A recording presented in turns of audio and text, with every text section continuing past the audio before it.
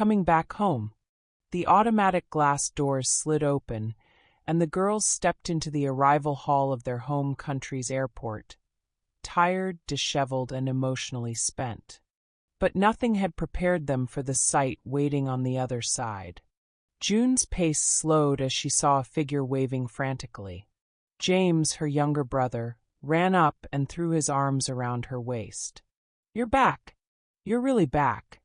June knelt to hug him properly, holding him like she hadn't in years. "Of course I came back, dummy." Their parents stood behind him, both with visible relief softening their usually stern features. Her father didn't say much, but her mother clutched June's hand longer than usual, as if silently saying, "Don't ever disappear like that again." And then there was Vivian. She stood still, momentarily stunned at the familiar but distant figure waiting with a chauffeur just behind him. Mr. Cross. He didn't rush. He never did. But when their eyes met, his usually cold expression cracked just slightly, enough to reveal something real beneath. "I heard about the earrings," he said, voice low. Vivi nodded. "I almost lost them." "And yourself?" She swallowed. "Yeah." For a second, neither of them moved. Then, quietly, he pulled her into a one-armed embrace, awkward, but warm enough to make Vivi close her eyes and sink into it like she was 10 again. "I'm proud of you," he murmured. "Your mom would be proud, too." Those earrings meant something. Vivi blinked, stunned. She didn't say anything. She didn't need to. The girls stood together one last time, flanked by their people, their stories now shared with those who mattered most. In their own way, each had faced shadows in Paris, and made it home not just in one piece, but changed. They were safe, they were loved, and they were ready for whatever came next. Later, Vivi opened the box Dorian handed her on the plane. Inside was her earrings that he got back from the police station, and a note. For the girl who chased ghosts and found herself instead. D. International headlines and shadows. Television screens across the city, and beyond, buzzed with urgency. A polished news anchor with solemn eyes faced the camera as dramatic footage rolled behind her. Police tape strung across the entrance of Hotel de Minuit, uniformed officers hauling out crates of confiscated evidence, and a flash of 2 young women leaving through the lobby under discreet protection. A Parisian luxury hotel has come under investigation, not only for a string of high-profile thefts, but also for its possible involvement in a larger network of international crimes, the anchor announced. Authorities remain tight-lipped, but sources suggest the operation could extend far beyond petty robbery. The segment cut to a security expert analyzing the footage. The sophistication of this operation points to a much deeper system of laundering and trafficking, possibly tied to elite criminal networks. Headlines raced across the bottom of the screen. Luxury hotel scandal. More than just stolen jewelry? Guests unknowingly caught in high-stakes crime ring. Public demands answers. Who's really pulling the strings?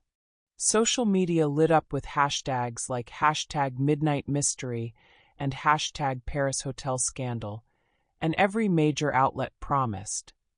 More to come as the investigation develops. Public curiosity surged. Someone somewhere had cracked open a door that had remained shut for far too long.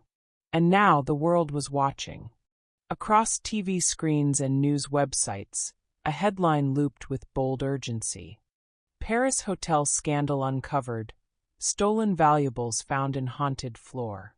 Local police credit anonymous tips and brave investigative effort. In one split-screen clip, reporters swarmed the hotel entrance as the manager was led out in cuffs, flanked by stone-faced officers. Boxes of jewelry, passports, luxury items were displayed on a table like trophies of justice, Vivi's iconic earrings gleaming right at the front. The footage cut to scenes of the police chief giving a vague statement. The investigation is ongoing. We believe this was not the work of a lone individual, but we cannot release more at this time. Then a flicker of surveillance footage. 2 young women walking the hotel lobby at night. Faces blurred, but unmistakably them. June sat at the family dining table, surrounded by cousins, aunts, and uncles, everyone watching the news. Her dad kept pausing the broadcast. "Look at that. My daughter helped break this story." She texted Luke. "June, we're on international news. You're famous now. Luke, you too. And I still owe you dinner. Somewhere less haunted." Vivi, back in her rose-colored bedroom, lounged in silk pajamas while her father stood awkwardly at the door, unsure what to say. "They showed your earrings on TV," he offered. "I saw," she said. "You were right. They meant more to me than just fashion." He stepped in. "I'm glad you're safe, Vivi." "I love you, Daddy," she said warmly, just truthfully. A pause. Then he nodded. "I love you too, my baby girl." She turned back to the screen, where the anchor's voice warned. "And the mastermind behind the ring remains unidentified. Sources believe the operation stretches beyond Paris." She texts to her best friend. "Vivi, Paris chapter closed. June, still can't believe we did that. Like, actual detective work. Vivi, detective work and croissants. Priorities. June, next chapter, where to? Vivi, somewhere warm. With beach. June, and crimes that involve less elevators and ghosts, please. Vivi, oh, come on. Admit it. You miss Luke already. June, shut up." Elsewhere in a high-rise apartment cloaked in shadow, a man in a sleek gray suit sat alone, lit only by the flickering glow of the television. The wine in his glass caught the light like blood. Silence enveloped him, intentional, calculating. The news anchor's voice murmured in the background, detailing the scandal unraveling at Hotel de Minuit. Headlines screamed of stolen artifacts, police raids, and 2 tourist girls who stumbled too close to the truth. He raised the remote with gloved precision and froze the screen on a still image. Vivi and June, mid-laugh, blurred but unmistakable. A dossier lay open across his lap, its contents neatly brutal. Surveillance photos, scribbled notes, maps, and faces circled in red ink. He traced a finger over Vivi's name. "Cute little detectives," he said quietly, almost amused. "Next time, they won't be so lucky."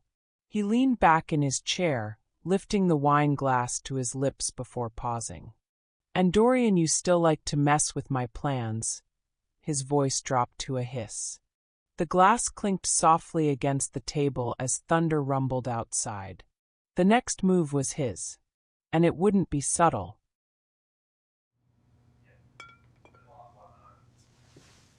Luxury hotel scandal. More than just stolen jewelry?